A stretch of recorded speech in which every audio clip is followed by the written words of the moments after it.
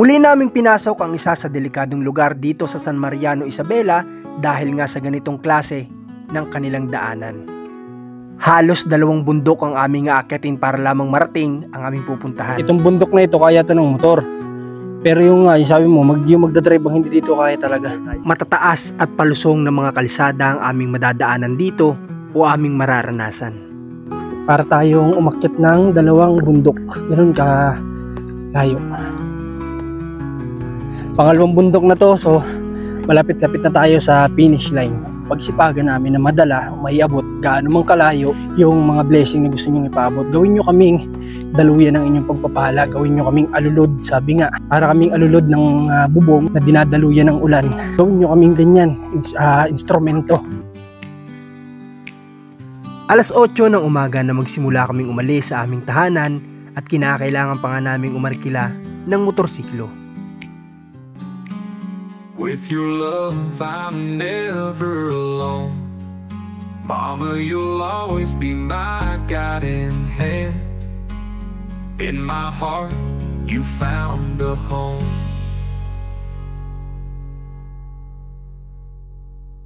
Dito na po kami sa start ng location patungo doon kay Tatay Alejandro. At kung makikita nyo yung daan namin, ayan, tingnan nyo at sobra talagang lala ngayon. Kasi nga, nung mga nakaraang buwan ay dire-diretso ang pag-ulan dito. So may nakita nyo may mga bakas ng gulong ng di natin alam kung truck o chariot na ginagamit nila dito para sa hanap buhay. Talagang kayod ang kalsada ngayon. Pero mabuti na nga lang po ay pinagbigyan tayo ng Panginoon na maganda-gandang panahon. Kaya tinan nyo, medyo tuyo-tuyo siya ngayon. Kung umuulan to sigurado mas malala. Tara po, kasama namin sina Pastor, sina Lehman, sina Tatay Billy, at saka po si Rans TV. Ito medyo malayo-layo itong lalakarin natin mga kabayan. Kasi nakita nyo naman sa vlog natin ito noon na umakyat kami. Parang ilagay na lang natin na parang umakyat ng bundok. Sabi ang lalao. Intindi. Buti may mga gilid-gilid na pwede mong daanan. Ito talagang talaga to. Talagang masabi nating alay lakad talaga to. Kasi malayo talaga po ito mga kabayan.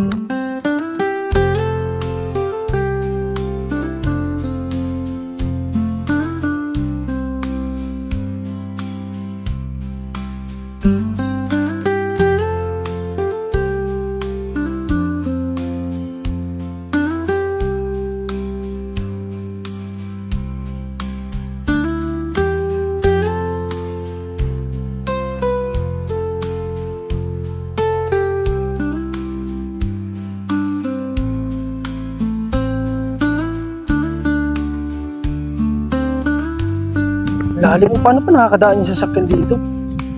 Ano? Time check pala tayo, siguro mga 8 to 9 AM na po. Kasi medyo na-late kami ng gising kasi pagod na kami kagabi. Kasi nga nagtulong kami sa pagtitracer, buhat kami ng mga mais. Talagang masakit-sakit pa ang katawan namin ngayon. Pero ito kasi yung schedule natin para pagpunta kay Tatay Alejandro. Kaya hindi natin ito pwedeng palampasin mga kabayan. Tara! Ito wala tayo dito ibang dadaanan kundi puro ahon lusong, ganun lang naman. Kukunti dito yung talaga straight na patag, halos puro ahon lusong talaga. Ito yung araw-araw din na dinadaanan ni Tatay Alejandro para lang siya makapagsimba, ganyan, para lang makapag-serve pa din kay God. Kaya nakakabilib. Kaya nga, di ba, sabi ko sa inyo, kahit nahirap man ako intindihin siya sa wika ng Tagalog, pilit ko siyang uunawain o intindihin kasi nga gusto ko siyang makakwentuhan, gusto kong ma-inspired ang mga manonood na Ilocano sa kanya at ganoon na rin yung ibang mga Tagalog na nakakaintindi rin sa kanya. Grabe, wala pa kami sa kalahatian, wala pa rin kami sa 1/4 pero nakaramdam na ako ng kunting pagod. Yan ang tindi. Grabe.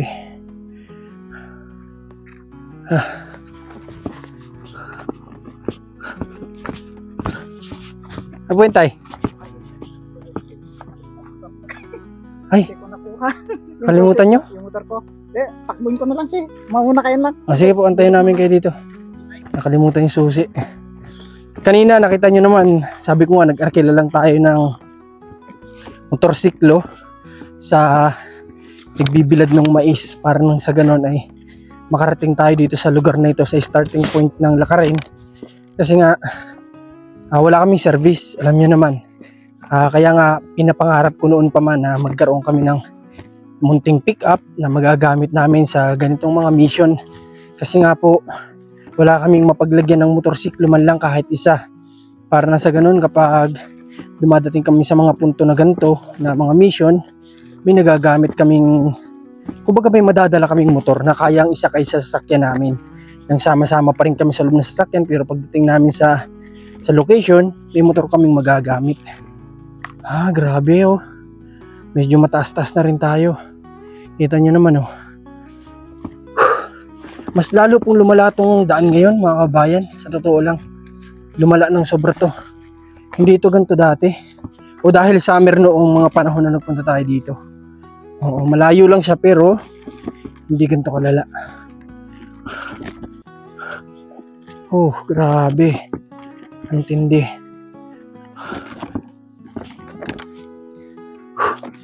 Saan sila dumaan? May naririnig akong service na paparating. Tingnan natin kung paano sila dito nagmamaneho. Tama ba ako dito ba?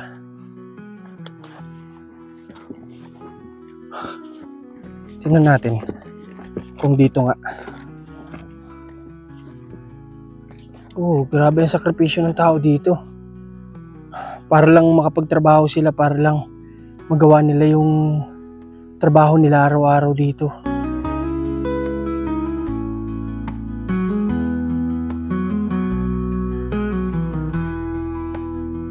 At dito nga ako mas lalong humahanga sa mga tao dito.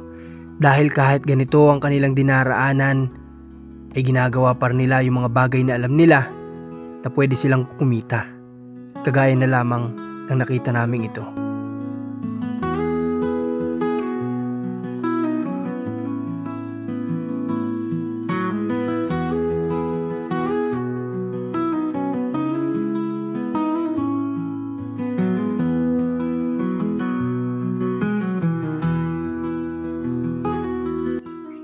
So yun, nakita nyo naman kung gaano sila hirap dito sa kalsada nila o kung gaano nila pinagsisikapan na makapagtrabaho pa rin kahit na ganito yung dinadaanan nila, kahit na ganito yung kalsada nila, di ba? Kaya nakakabilib ang mga taong ganito kasisipag na kahit anong hirap dire-diretso pa rin sa pagtatrabaho. Marami pa tayong dadaanan na ganito, hindi lang ito. Halos hindi pa man lang daw kami nangangalahati sa nilalakad namin ngayong araw.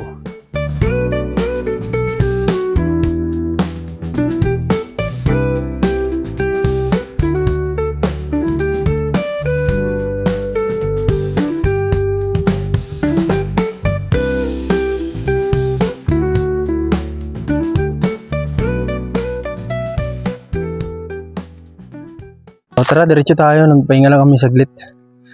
At medyo malapit-lapit yung natin nilalakad ngayon. Pero ito yung hindi na namin na-experience sa Bicol.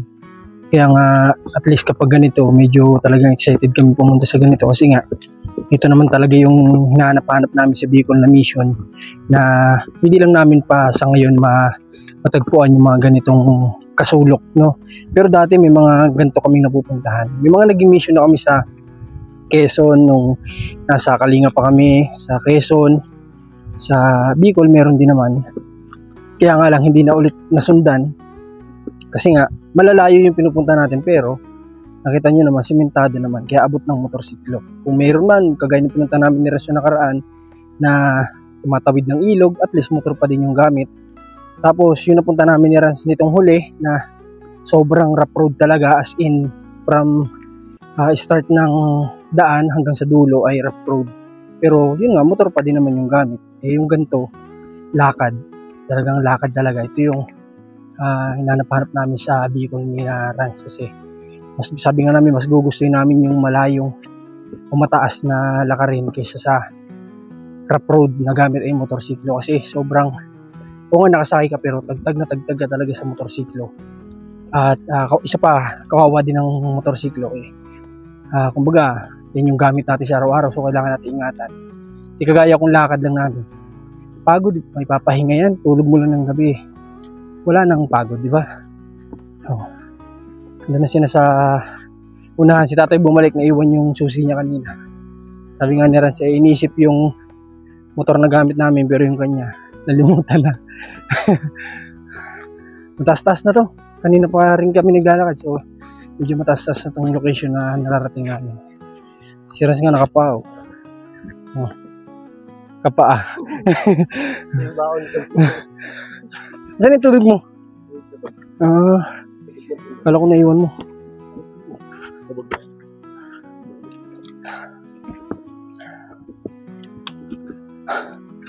Pagbalik natin ng Bicol, sigurado puro motor na naman ang service natin. Kaya masarap yung ganito sa totoo lang. Una-una yung pagpawisan ka, pabor na yun sa katawan mo, di ba? Oo. Kailangan natin to kasi alam niyo naman sa mission, kailangan malakas talaga resistensya mo. O ito, pababa na naman tayo. Yan o. Doon na sila sa baba. Ano to? Ito yata yung anong ginagawa dito? Sabagay, pero hindi kasi masyado pinapansin dito mga kahoy. Yung kawayan, hindi dito masyadong pinapansin. Kawayan nga dito, hindi na binibili kumpara sa Bicol na lahat. Bibilin mo talaga.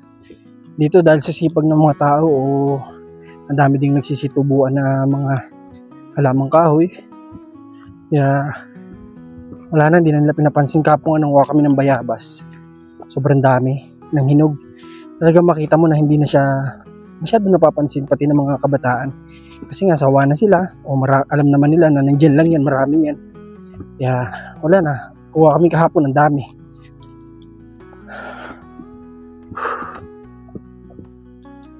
Andaw? Mainit. Ha? Mainit.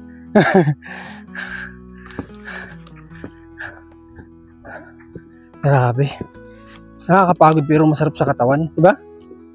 Nakakapagod siya. Nakakapagod kasi siyempre naglalaan ka ng lakas dito sa paglalakad. Pero masarap sa katawan ng pagpawisan. Ito, pababa naman to. Puro pababa na yata to. Kasi nanggaling na tayo sa taas kanina. Kaya nga parang bali 2 bundok yung inakyat mo dito kapag pumunta tayo dito sa lugar ni Tatay Alejandro. Para tayong umakyat ng 2 bundok. Ganun ka layo. Ganda, taas oh. Isipin nyo, nagbaba na tayo pero taas pa rin oh. Kita nyo ang paligid. Wow, sobrang ganda. Diba? Refreshing. Tanggal ang stress talaga dito. Diba? Kaya alam nyo kahit na malayo, diba? From Bicol to Isabela, kahit kumbaga yung pagpapatanim, isa na lang din yung sa nagiging rason para talagang bumalik kami dito. Yun na lang yun. Kaya nga sabi ko hindi naman talaga importante kahit na nalugi kami. Hindi sobrang importante din yung kikitain. Ang importante masaya kami sa ginagawa namin at nagkakaroon din kami ng rason talaga para bumalik din dito at ma-experience yung mga ganitong klase ng pagkakataon. Yung preskong hangin, yung pinagpapawisan kami ng ganito, nakakain ng mga sariwang gulay, yung palang solid na. At yung experience na mapuntahan yung mga kababayan dito na commander na talagang nahihirapan din sila sa buhay. Malayo-layo na sila sa baba. Kita nyo, wala pa rin tayong nadadaan ng maayos-ayos na kalsada. Ganyan katindi.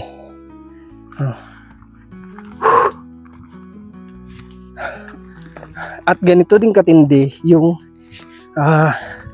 dinadaanan ng mga nagdadala ng produkto dito, di ba? Kaya nga sabi ko kay Commander, ewan ko kung mali ako correct me if I'm wrong, sabi nga dapat sila yung pinupukusan din ng gobyerno dito na mabigyan ng maayos na kalsada kasi nga sila yung isa sa supplier dito o sabihin na lang natin sa buong Pilipinas. Isa ang San Mariano sa provider ng produkto kagaya lang ng mais, kamuting kahoy na ginagawang feeds, tapos tubo. Diba? Sila ang isa sa provider dito sa Pilipinas na talagang malaki. Kasi nakita nyo naman ang lupain dito.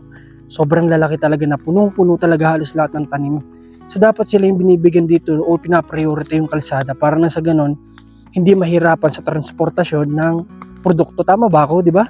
Dapat bigyan sila dito ng maayos na kalsada para na sa ganon mas pagsipagan nila kasi alam nila na binibigyan na nga sila ng oportunidad ng gobyerno na mapadali ang transportasyon. So, di ba? Ang ganda lang sanang tingnan kung yung mga kababayan natin dito hindi ganito ang hirap dinadana sa kalsada para lang makapag-provide ng mga produkto nila sa Pilipinas. O ito, pababa na naman tayo. O dito kami dati natumba ni Tatay Billy, itong malalim na to. Kasi dumulas yung gulong ng motorsiklo. Unang punta namin dito, yun, pabalik na kami noon. Kasi nga tarik, tingnan nyo naman kung gaano kataas yan. O iwan ko lang kung nakikita nyo sa camera ko, pero tarik talaga to. Tapos malalalim na hukay. Kaya yan, nalaglag kami dyan ni Tatay noon. Unang mission namin dito, kaya nadala akong magmotor talaga dito. Kaya sawakan mo nga saglit to, papakita natin sa kanila kung gaano katarik to. Hindi masyadong kita sa camera. Mas makikita kasi ninyo itong mga kabayan kapag makita nyo nilalakad natin kung gaano siya katarik. Oh, nasa kalahatian pa lang ako nito, wala pa doon sa may pinakang pababa talaga. Grabe oh. Lalong lumala. Tapos ba dito matatandaan ko bababa na tayo ng sapa. Sapa ba yun, Rans? Sapa ano? Ang tindi ng driver dito. Paano nila ito naahon? Tinan mo. Diba? O dito nga, sabi ko nga dito yung natumba kami ni Tatay. Yung nalusot dito sa malaking hukay na to. Grabe. Patanong ka kung taga-syudad ka, tas nakita mong yung mga dumadaan dito na chariot para lang makapagdala ng produkto sa taas. Siguro sabihin ng mga taga-syudad how? Di ba? Yun na lang ang tanong doon, how? Paano nila ito napapadaan dito ang chariot ng ganito?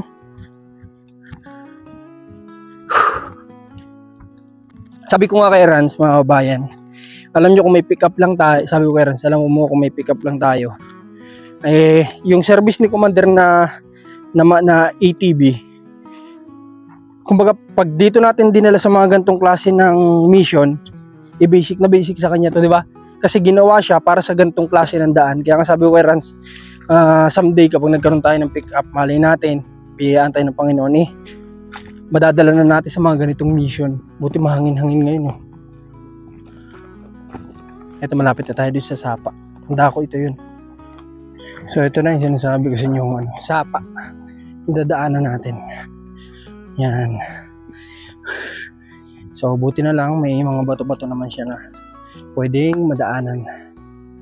Ganda ng tubig diba? Tuwa ang kalabaw dito kasi marami silang pagliliguan. Sana huwag tayo madulas. Alright.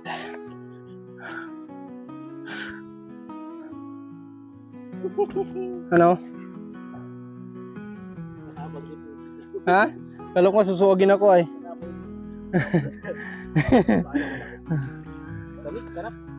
Saan sila dumaan dito? Madulas to. Tinan mo nga kung matigas dito, Rans. Medyas kasi ako, dapat pala tinanggal ko na yung medyas ko. Malambot?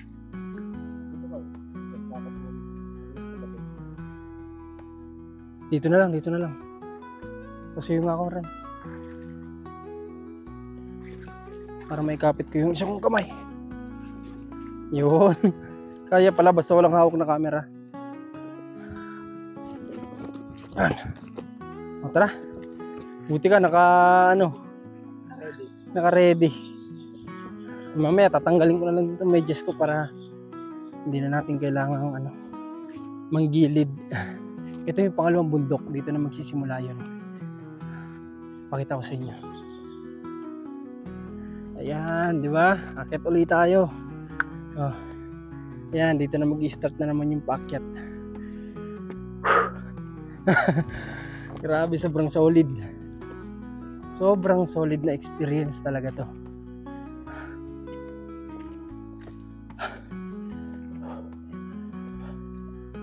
Rans, kaya pa?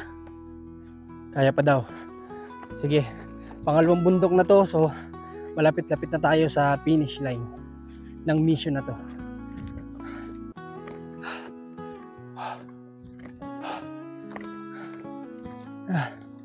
Tarik.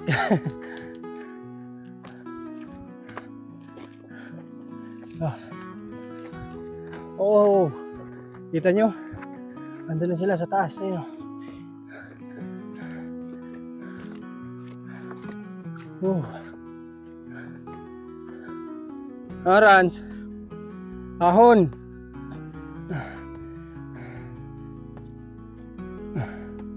Kaya yan. Kakayanin.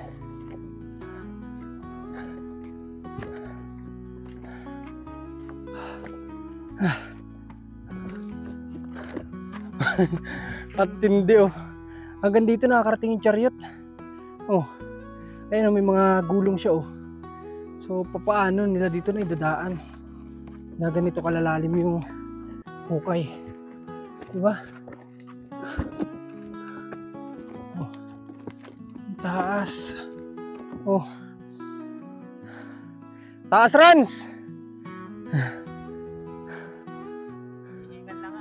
Ha? Hihingal na. Pagod na? Iisang ano pa naman, iisang tubig pa naman yung dala namin. Tag-iisa lang talaga kami. Mamaya ipapakita ko sa inyo ng drone itong lugar na pinupunta namin.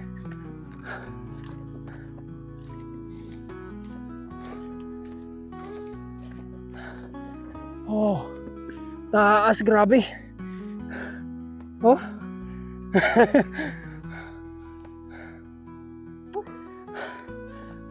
Sabi tatay kanina, Ano? kaya naman daw ng motor. Ang hindi lang kaya magdadrive. Kaya to sigurado ng motor. Itong bundok na ito kaya to ng motor. Pero yung nga, yung sabi mo, yung magdadrive ang hindi dito kaya talaga. Kasi lalo sa atin, hindi naman tayo sanay humawak ng di-clutch. Di ba? Saka sa ganitong lugar, di tayo sanay. At saka pangalawa, hindi natin motorsiklo yun. Kasi alam niyo naman, ang driver, kapag hindi sa'yo, hindi mo yan gamay, di ba? Madrive mo yan ng 1 linggo, tsaka mo lang yan magagamay. Kaya, ayun. Hindi ko alam paano nila nadadaanan ito talaga. Kasi tingnan mo, may mga hukay. Di ba? Grabe, ang tindi. Bilib ako sa mga driver dito. Saludo ako sa inyo. Kung may makapanood man na taga dito na mga nagmamaneho para lang mailabas yung produkto ng San Mariano na ito yung dinadaanan. Salute sa inyo lahat. Grabe ang sakripisyo nyo dito.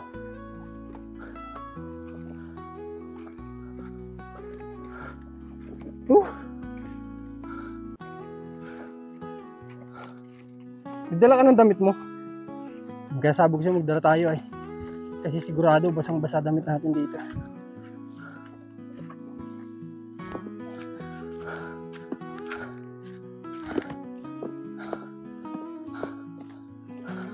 Paano kung halimbawa taga dito ka tapos wala kang service, gusto mo mag-abroad kasi nga para makagkaroon kayo ng service kapag ipon, tapos may dala ka dito papunta ng nilabasan ng maleta, wala kang service, tapos punong-puno ng gamit.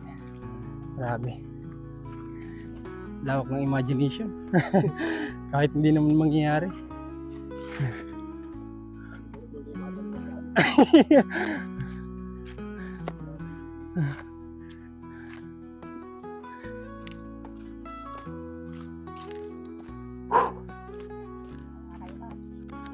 Pahinga saglit. Pahinga muna tayo saglit, Rans.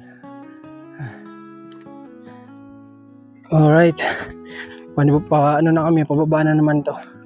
Ito na yata yung pinakang pababa matapos yung ahonin kanina. Ito na yun, ano? Okay.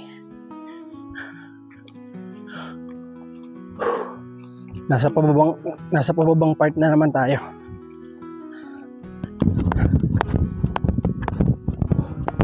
Nagpahinga naman kami saglit doon sa pinakang taas.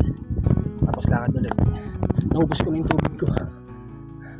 Kung sana kung may bukal dito na galing sa bundok, pwede tayong uminom doon. Meron kaya dito? Meron kaya?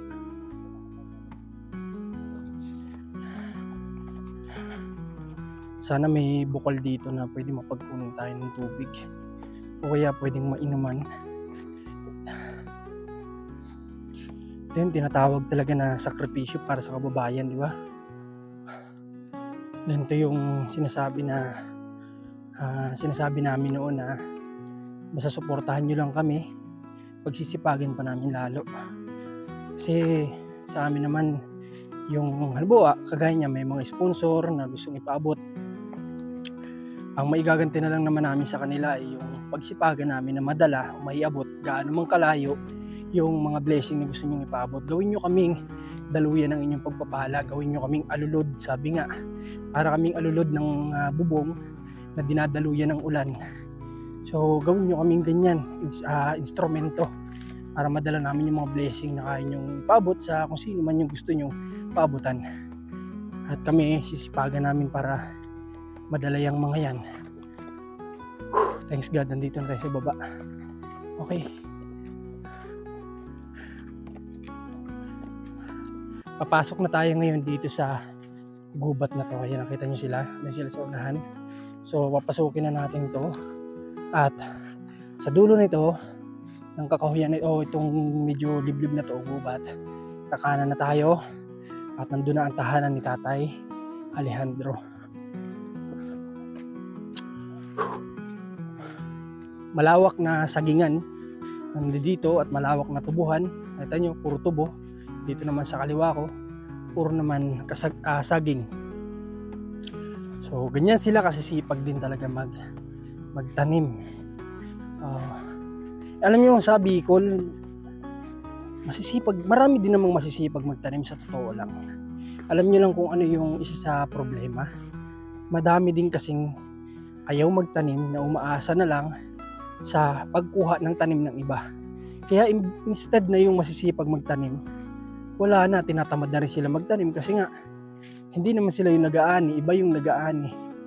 So kung ganito sana lahat na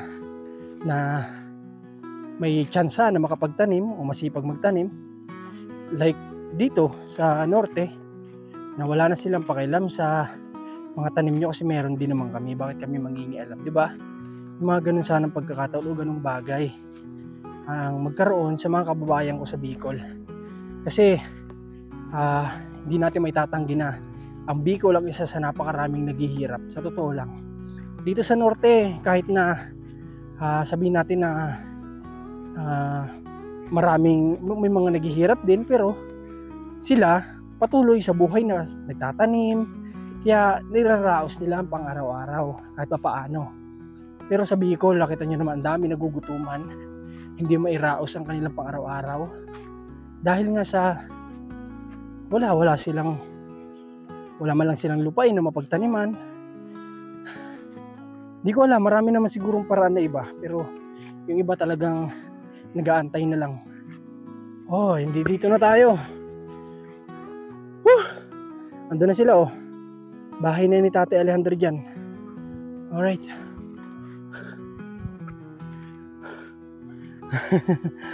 Best experience. Okay, so nagpapasalamat ako sa Panginoon dahil dinala niya kami dito ng safe at binigyan niya kami ng isang magandang panahon na sana wag naman kaming abutin ng ulan mamaya pabalik. So abangan nyo ang pwede natin maging vlog dito kay Tatay Alejandro ngayong araw.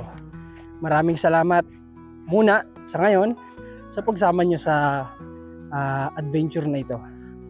Okay, abangan nyo na lang yung vlog natin sa mga beneficiary natin dito kasi 3 yata sila dito na pupuntahan natin ngayong araw. Abangan nyo na lang. Thank you so much. God bless po, ingat kayong lahat.